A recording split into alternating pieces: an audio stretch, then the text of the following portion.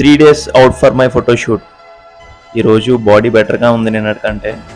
Stomach empty అయితే కాలేదు. Wait 66.25 వచ్చింది. ఈరోజు షెడ్యూల్ ఫుల్ డే. సో అన్ని మిషన్సే ట్రైన్ చేశాను, లైట్ వెయిట్సే చేశాను.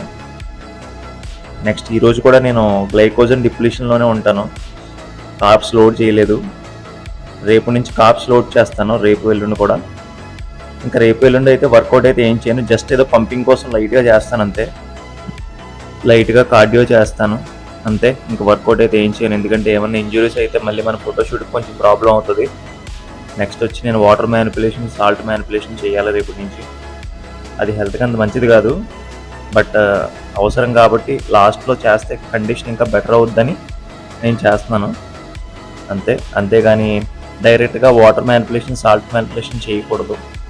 ఇది లాస్ట్ బాడీ ఫ్యాట్ పర్సంటేజ్ బట్టి మనం అవసరం బట్టి తెలుసుకుని చేయాలి.